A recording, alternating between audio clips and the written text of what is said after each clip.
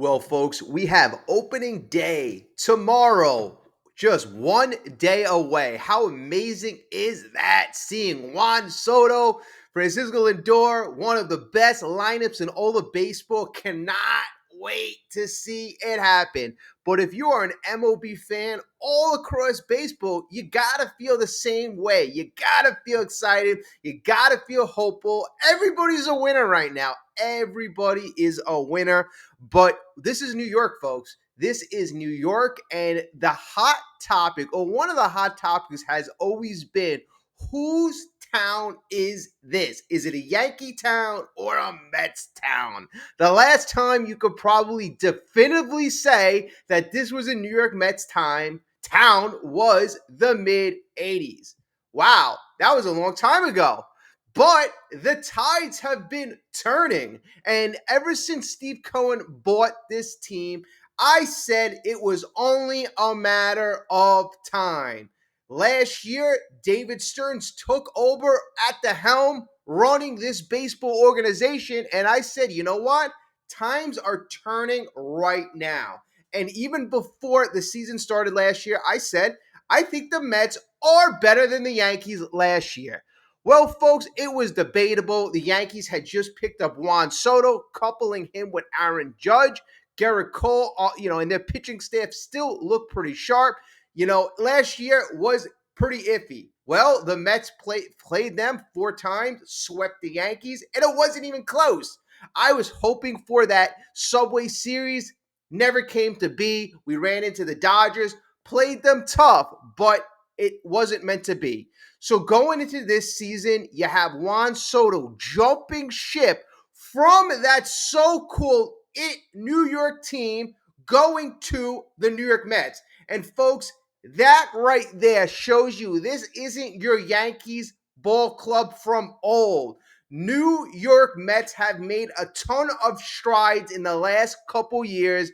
Juan Soto was the latest hit to the bow of the Yankees' huge ship, and it was a crushing blow, in my opinion, a crushing blow. The New York Mets now have the young superstar in Queens to lead their team for the next decade plus. Meanwhile, the Yankees players are getting older, and some guys are dropping. Garrett Cole, their ace, gone. Their young emerging pitcher, Luis Gil, he's gone for almost half the season. So things are looking a little rocky in the Bronx. But you know what, folks? That's a part of baseball. The New York Mets have their injuries of their own with Francisco Alvarez, Sean Manaea, Montas. We know the list is there as well. McNeil, they have their concerns as well. So this poses the question, who is better now and in the future? So let's get into that, because they're actually, and I guess this is the time of the season for predictions, and people are, it was New York Post articles, who has a better future, who's better set up for success. And I think that's a good question. I also think that this conversation is a conversation that Yankee fans hate, absolutely hate. They do not even want to have the Mets even brought up in the same a sentence as the Yankees. And I feel that's a bit foolish, because it's so blatantly obvious that the Mets are on the same level, or in my opinion, that next level. But let's get into the conversation and let's discuss both terms. All right, so we know Juan Soto chose the Mets over the Yankees. And Juan Soto did this saying that he felt that Queens would give him the best chances to win during his 15-year contract. Okay.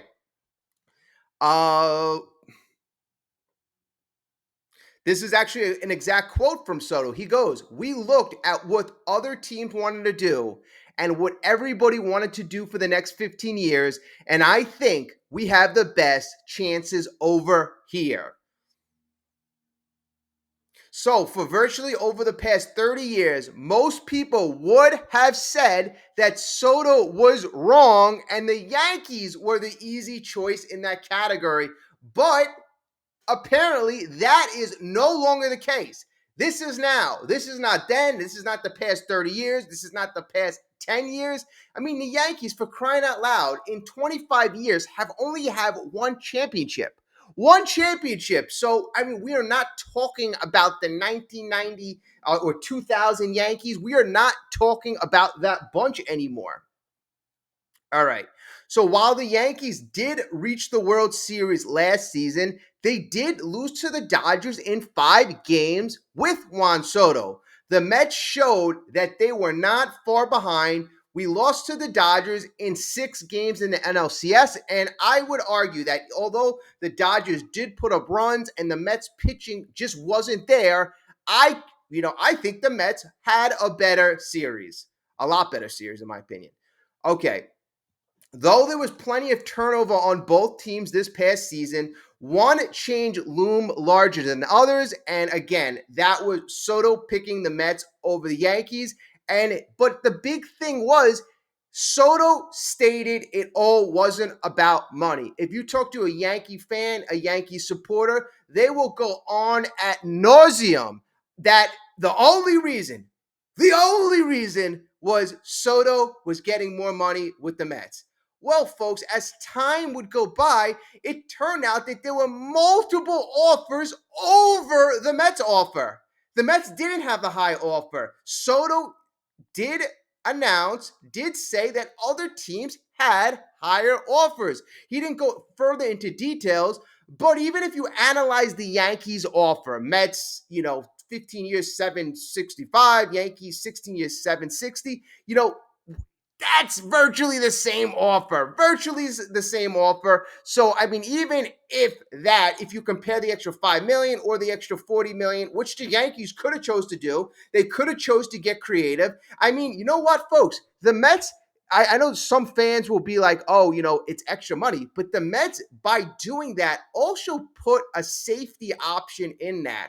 If they predict in their calculation, you have the 5 best years of Soto's career while he's going through his prime, and we already did the calculation, the analysis, the historical references. 27 to 29 is typically a player's prime of prime. So the Mets are going to have Soto 26, 27, 28, 29, and 30. So they will most certainly have him in his best years. Yes, there are anomalies. You have players, even like Aaron Judge, producing at the age of 33, Barry Bonds, David Ortiz. We've seen a couple anomalies over the last 30 years. But all in all, the Mets have a safety valve. If they don't wish to pursue this guy, Soto could opt out. The Mets don't have to give him that extra $4 million a year, and they can part ways happily. Or the Mets could say, this guy is a legit superstar. Let's continue to win championships. So I don't think it was all gloom and doom with that. And I think it was a little more creativity on the part of David Stern to say, hey, let me put something in there that could benefit Soto. But at the back end, it can also benefit the New York Mets.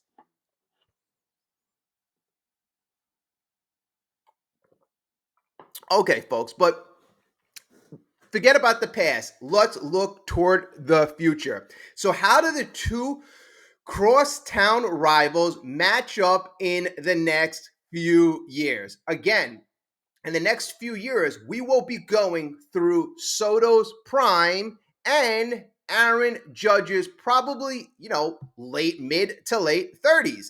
Judge made it clear in his first comments of spring training that Soto's opinions are his opinions. So Judge stating Soto has his opinions, I have mine, and I disagree. He feels, obviously, rightfully so, him signing his deal with the New York Yankees, that the New York Yankees have a better future with him in tow. So let's look at what the Mets and the Yankees have.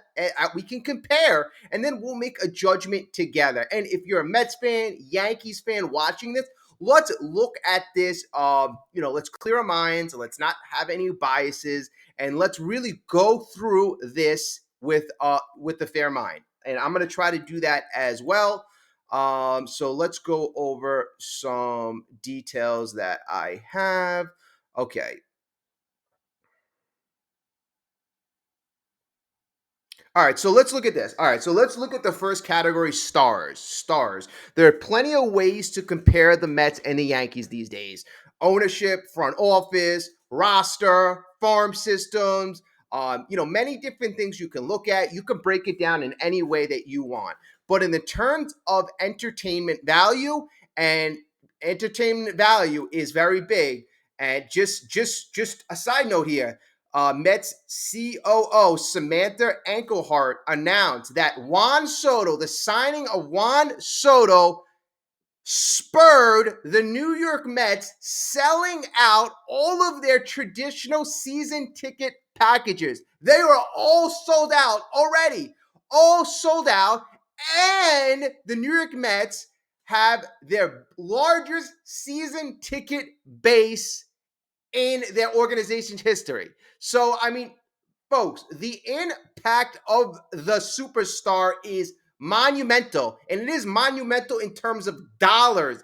Ticket sales through the roofs, concession stand steals you'll see will follow. Merch, you'll see the merch sales go up.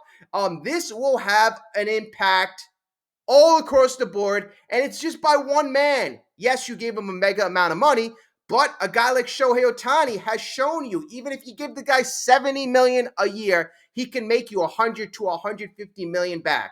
Will Juan Soto make that much? No, he's not that type of international superstar, but he's a very good international star, in his own right. All right, so yes, I wanted to bring that up that the New York Mets are setting season ticket sale records. Okay. So last year, the Yankees had Judge and Soto to perform back to back, having that very good duo. Now Judge leads the Yankees and Soto leads the New York Mets, and that was a big thing I said about Soto. I said I think this is a guy who wants to go to a place and have his own team. All right, so which slugger will have the best 5 or next 10 years? Almost certainly will factor into the team that New York, which team will be the owner of New York. And these two guys will have a big part of it. So AL execs really are kind of saying this. How much more can the Yankees realistically expect from Aaron Judge? He hit 62 home runs and then was even better last year, and they didn't win. And last year, they had Juan Soto. He's going to have to figure it out in October for them to have a chance. All of you who didn't watch the Yankees, Juan Soto was the guy who carried the Yankees, at least statistically, in the playoffs. Not so much from Aaron Judge. Aaron Judge, yes, he had a monumental regular season, but his play in the playoffs trailed off. And that's what I like about the New York Mets. Their superstars are play better when the lights are brightest. Juan Soto has been notoriously a playoff hitter. He hits well in the playoffs. Already has one World Series in his very short career, one World Series to Aaron Judge's zip. Then you have Lindor, big, huge moments at the end of last season to even get the Mets into the World Series, even get the Mets into the playoffs. That big home run in Atlanta, a couple more big home runs in the playoffs. Then you had Pete Alonso with that monumental home run against Milwaukee. He played and upped his game in the playoffs. Not to mention Mark Vientos, who transformed into an even better big league hitter in the playoffs. So the Mets have these hitters who are producing. The Yankees basically had Soto and Giancarlo Stanton. And Giancarlo Stanton, their star is looking to be very injured with both elbows injured. Oh my God. Okay, so again, Judge poor postseason performance last year was was overshadowed by Soto's greatness. So, a lot of people said, I think there were questions about Soto coming into New York last year with the Yankees. Another AL exec said that's not true anymore. He was exactly what they were missing last year, and now the Mets have him. They need another starter too, but so does everyone except for the Dodgers. So, I mean, this could be the finishing piece for the New York Mets as far as the offense is concerned. The Mets need pitching. And you know, the funny thing is, I looked at Fangraphs Zips projections. Fangraphs was very kind to the Mets hitters, very kind. Almost every hitter was hitting over 25 home runs, 90, 80, 100 RBIs. They did a great job projecting the Mets offense, but the Mets pitching, oh my God, oh my God. I have to hope to God that the Mets don't pitch like Zips projects, because besides Clay Holmes and Kodai Senga, everybody else had a very disappointing year. So if you want to go check out Zips, in fact, you know what? I might have Zips here right now. You know, just to give you an example, Zips projects Clay Holmes 10-7, 10 to be 10-7 with a 3.66 ERA. Not bad. But they only project him to pitch 110 innings. I mean, he pitched about 70 innings as a reliever last year. If he's going to only be available for 110, that might be a problem. Kodai Senga, they project him to pitch 140 innings. Not bad. 9-7 with a 3.5 ERA. Not bad. Everybody else, not the best. 7-7 for David Peterson with a 4.09 ERA. But this is the one that was really scary. Sean Manaea, 8-7 with a 4.31 ERA. Hey, we signed Sean to be a solid 2, possibly an ace. If he's going to revert back to what he was in Oakland, not good. Not good at all. They project Brandon Sproat to be here, but you know, I expect a lot more from this list. But we'll have to see. Let's get back to our Yankees Mets conversation. But that was just a bit side note that the Mets pitchers do have to perform this year. Certainly do.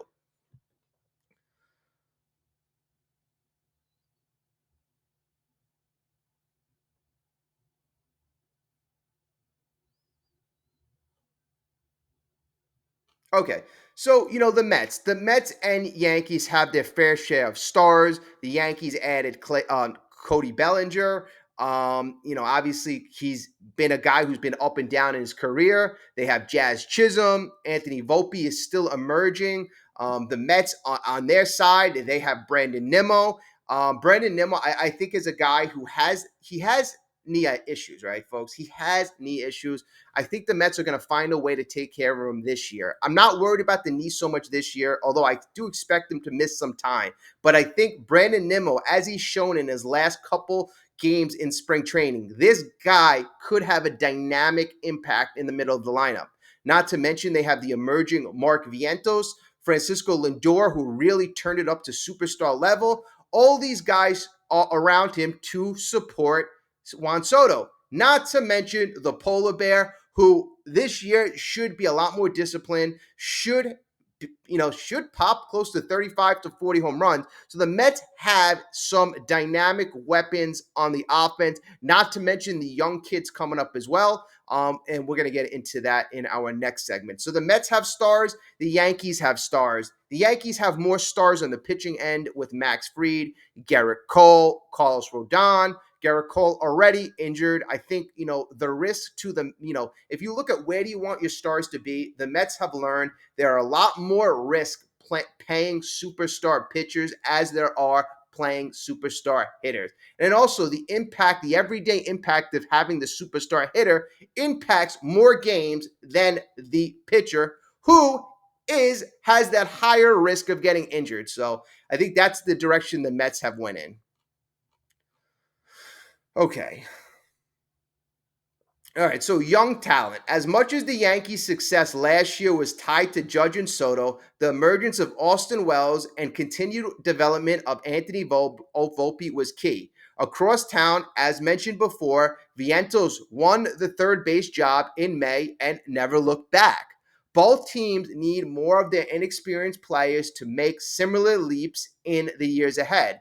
For the Yankees, the spotlight will be glaring on switch hitting Jason Dominguez, who is still ranked as the organization's top prospect, but is expected to be the everyday left fielder. They continue to be high on Ben Rice, though others aren't. Those guys could be good, but I'm still curious to see what they turn into, one AL scout said. And with Cole out, the Yankees hope Will Warren could step up. The Mets entered spring training looking for Francisco Alvarez and his new batting approach to be healthy and more well-rounded. He's out with the fractured hamate bone. Ronnie Mauricio still hasn't fully recovered from knee surgery, and Luis Angel Acuna could win a spot on the opening day roster. And it's fun, we mentioned Luis Angel Acuna. I had a video about him yesterday, and I got to say, we had a lot of, very good perspectives, good debate. A couple of my, great subscribers, commenters, we disagree, and I do love that. I love everybody. I love the different perspectives. I think it's important for everybody to have different perspectives. You can't have, oh, I agree on everything. I mean, well, everybody's obviously going to disagree, but I think it's fun to disagree. All right, so how David was able to keep things consistent in Milwaukee tells me he's going to be able to rotate in good young players every year with the Mets. An NL exec says they'll get it right more often than not. And David Stearns has shown you last year's his ability to rotate the young guys in, to rotate new guys onto the club. If a Jorge Lopez isn't working out, you're gone. The New York Mets are not afraid to pull the trigger. They're not just going to wait to the trade deadline. They're just not going to wait until a guy has optioned. They are going to make a team that is in the best interest of their ball club now, success now, and in the future. All right, so fill-in pieces. For all of the attention paid to superstars and prospects, winning a World Series comes down to getting contributions from everywhere. Everywhere. That cannot be understated. You can't just have superstars. And, a lot of people on this channel have said that, and I fully agree. You need contributions from everywhere. The Mets, where would they have been last year without the great contributions from Jose Iglesias? Where? They wouldn't have been close to the World Series. Tell you that. When Anthony Rizzo injury took a toll on him, the Yankees were left scrambling at first base in last year's playoffs. They're usually pretty good in addressing areas of weakness, but they're kind of hamstringed by some of those big contracts, an AL exec said. They weren't good enough to overcome all the mistakes they made, but they still got to the World Series, and with Gleyber Torres going on and playing a bit sloppy, they still had the ability to get guys out. This year, they have Cody Bellinger and Paul Goldschmidt. Those two guys should be a lot better defensively, playing a lot more sure defense.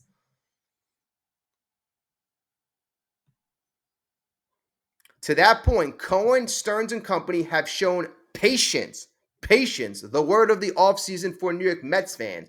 So far, Clay Holmes looks like he may be a good risk to have taken, and I don't consider that a risk at all. Paying a potential starter with his talent $13 million, 3 years, $39 million, or whatever they're playing in the mid-30s, that's not a risk at all. That's undervalue. That's actually a value play, in my opinion.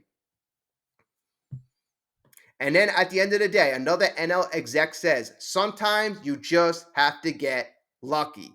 But you have to be smart to get lucky, and they're smart. Also, you have to take chances. You can't just sit on your hands and expect to get lucky. You have to take chances. And that's why I like the fact that the Mets went out and got a guy like Alexander Canario in the beginning of this spring training. You can't get lucky with a guy like that if you don't make a move for a guy like that. All right, so let's go to the farm system. It's not so much a matter of whether scouts like George Lombardi, Spencer Jones, or Jet Williams, or Jonah Tong. It's more about what the two teams can get out of these prospects. And that's what David Stearns has been all about, developing the prospects, the pitching lab, working with these guys to analytics to get the best out of their talents. Do one or some of those guys turn into a Dylan Cease? An NL scout asked of the Mets prospects who could be used in a trade for the right-hander. Or do the Yankees turn infield prospect Roderick Arias into something down the road? That is a question. Do these guys eventually turn into a flip? The Mets have an excess of talent in the infield, or let's just say players around the infield. Mark Vientos, Francisco Lindor. Let's say when McNeil's healthy, he's playing second. Then you got Pete Alonso at first. You got already filled up behind the plate for the next 5-6 years with Alvarez. Then you got a logjam. You have Acuna there. You have Mauricio there. You have Jet Williams there. Do one or two of those guys go out in a flip or a trade? It depends. Then, how does Brett Beatty perform? Because McNeil's not going to play the whole slot. So Brett Beatty, Acuna, Jet Williams, Mauricio, that's a logjam. And that is why, I was actually disappointed with Acuna, not because I want to kill the kid. In fact, every video I've probably done maybe 15 videos where I specifically spoke about Acuna, and I've been overly, I gotta say, I've been like overly impressed with the kid, and I've had my commentary back to me is it's only was 39 at bats, but I was looking at more than the 39 at bats. I was looking at the approach, the mentality, the pedigree, and that's why when I heard something about the Lindor commentary, I'm like, you know what? I expect this kid to be better. I expect him to be a Ronald Acuna, not with the home run rise, but I expect him to be of that level, an all-star level, maybe not a superstar level, but an all-star level. So, he's 23. Ronald Acuna was a superstar at that age. Lindor was a superstar at that age. I want this kid to have those things as well. And then also, too, if it takes him 2-3 years to get going, that's going to hurt his contract value when he's due for that contract. Right now, he's going to be 23, 24 in his first year. And if he doesn't make the team this year, or if he doesn't, if he's somehow not eligible for this to be his first year, it really hurts Acuna, and that's not what I want. That's not what I want. All right, so again, let us continue. Okay, so in the meantime, the Mets also have Brandon Sproat. Brandon Sproat is one of the top young arms in all of MLB, and we could see him at some point this year. The Mets also have other options as well. As for the Mets version of Dominguez, the Mets signed 17-year-old Elian Pena, and they paid a lot of money, a whopping $5 million from the international free agent. Opposing scouts are skeptical he'll end up being worth that expensive price, but the New York Mets are quite confident that it will be worth the risk. All right, so let us talk about one of my most impressive things about the New York Mets, and Yankee fans would say about the New York Yankees, and that is front office management. For so long, the New York Mets have been lacking good management. But you have to admit, no one has been doing it longer than Cashman and the Yankees. As one team official said, no one gets criticized for doing it more than him as well. An opposing exec puts it this way: what they've done so far, so long, can't be taken for granted. I doubt anyone will ever have a run like that again. As Cole noted about why he signed with the Yankees and still considers it to be true, there's a track record of excellence and commitment to winning every year, in and out. When you're looking to form a partnership for a long time, history and how they've acted and treated players plays a big role. It's one thing to say things, it's another thing to do so and have proof. Cashman and Boone have that, as Cole said, and many opposing scouts and execs have noted. Lindor did similar research when he signed with the Mets and when he agreed to his extension, which the team following his trade from Cleveland. Lindor said, it's about stability. Buck Showalter and Epler started things going in the right way, and I'm glad that we are here now. Now we have David and Carlos to build on and create more expectations. We expect to be there in the end. I think the Mets and the Yankees at this point in time, they have very similar, they're on like a very similar trajectory. I think Steve Cohen gives the New York Mets an edge because Steve Cohen is willing to go over certain thresholds that I believe, even though the Steinbrenner, they have the money. The ownership has the money. Hal has the money. I think they are very nervous over certain levels, and rightfully so, because the Yankees operated as a business. Steve Cohen operates the Mets more as a fan and as a hobby. And in his opinion, he says he does it for the fans. So that's why losing money, and he is losing money. The Mets are spending way more money than their revenue. The Yankees, no. The Yankees spend 40% of their revenue on payroll. So there's 60% to go to other expenses, and there's still a certain large percentage that is profit. And it should be. If you have a business and you're running it correctly, you should make profit. Okay. All right, so let's go. Well, this is a little summation of the owners and the payroll. As the Soto sweepstakes showed, when the prize had to be there, Cohen and Steinbrenner will go after it. And Soto's signing had an impact around the league. It's not often the Yankees go out after something and don't get it, an AL exec said. Steinbrenner has been cleared. He doesn't feel comfortable or believe it's necessary for a team to go above the $300 million payroll to win a title, just like I said. How high Cohen takes the Mets payroll remains to be seen, though he hasn't turned the sport on its head as some had expected. Vladimir Guerrero Jr. is next year's big free agent prize, and both the Yankees and Mets could be in the market for a first baseman. So expect more head-to-head battles in the future.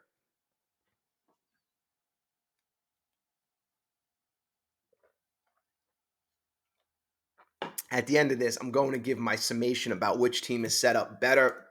But throughout this, I want you to think, who is better set up? Competition. The odds are against the Yankees and the Mets facing off in the World Series. Though it came close to happening for the first time last year. But as we know, that's where the Dodgers came in. Right after LA ended the Mets season, they knocked off the Yankees in 5. The Dodgers' prowess is something a few execs have noted to believe that even without Soto, the Yankees may be in a better position to capture a title over the next few years than their crosstown rivals. I mean, that I don't get, because you're saying that if you're in the NL, you're going to get knocked off by the Dodgers, but if you're in the AL, you're going to have a better chance. Wouldn't you have to get through the Dodgers anyway if you're assuming that the Dodgers are going to be that juggernaut, you're assuming they're going to get to the World Series. I don't know. Okay.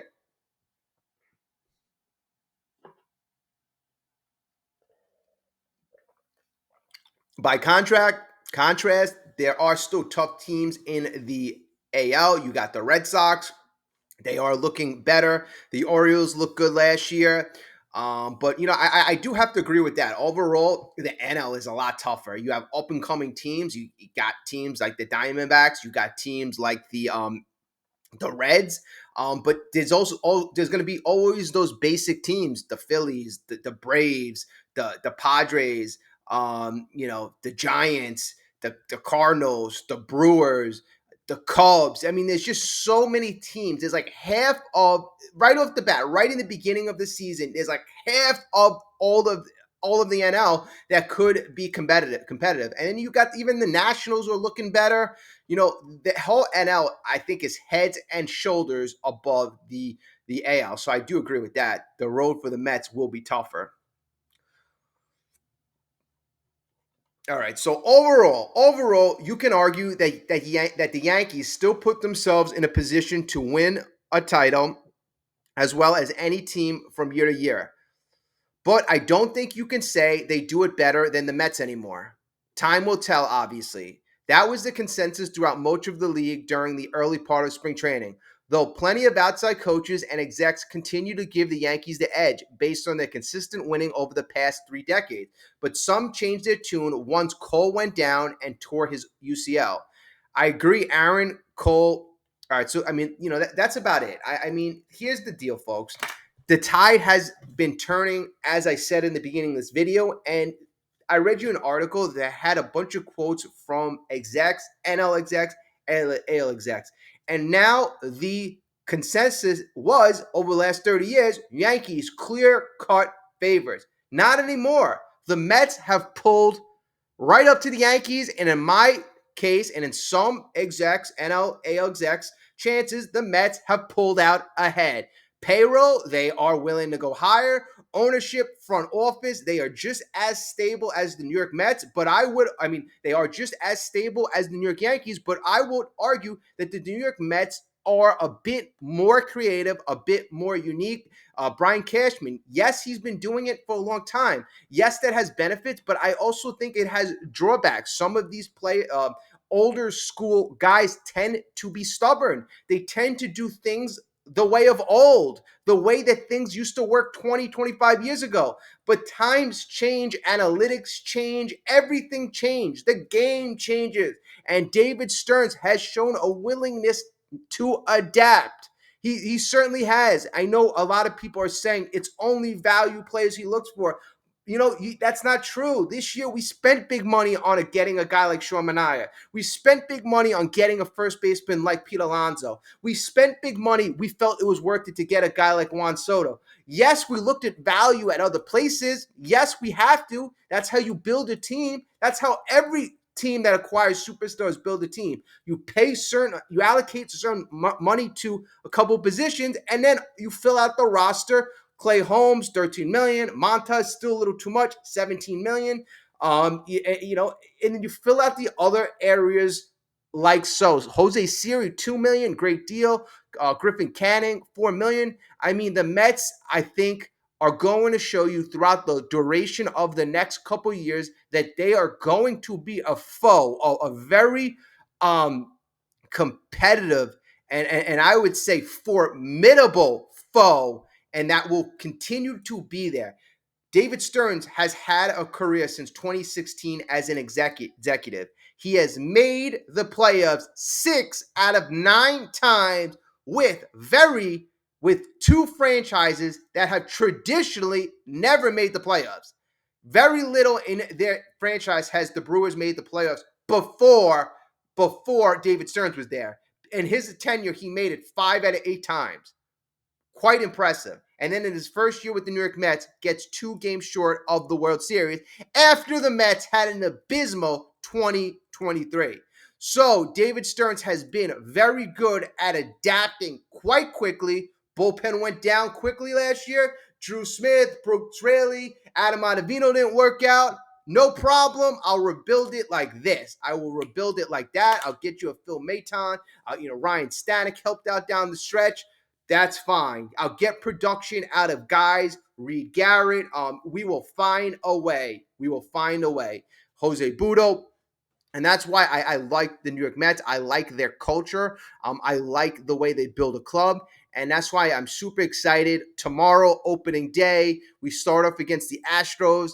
I'm going to be, I get home at 4. I'm going to be probably getting home 4:15, turn on the game. Then we're going to come on. We're going to do something. We're going to recap the game. So stay tuned, subscribe, get excited. New York Mets fans, be happy. Yankee fans, be happy. If you're a fan of any team, every team right now, be happy. It's opening day. Baseball's begun, and we have to all be excited. We are all baseball fans here, so we all have that in common. So let's have a good time together. Everybody, thank you. Thank you so much for joining us on this episode. Again, I appreciate like, subscribe, follow on X, Mets or Yankees Town. Leave your comments. Have a great day, folks.